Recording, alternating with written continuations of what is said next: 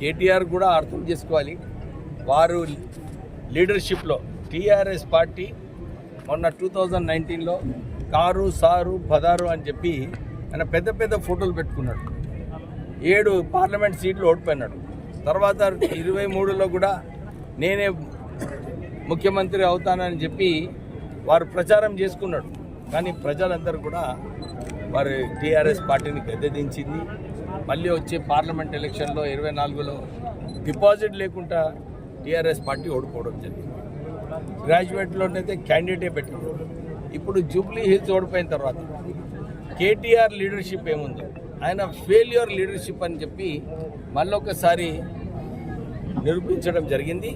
ఇప్పుడు నిజంగా టీఆర్ఎస్ పార్టీని ఎవరు లీడ్ చేస్తారు, ఏం చేస్తారు అని చెప్పి ఆ టీఆర్ఎస్ పార్టీలో చర్చ జరుగుతుంది. కవిత గారు మీరు అన్నట్టు వారు విమర్శలు చేస్తున్నారు. వారు దానికి సమాధానం ఇచ్చుకోవాలి.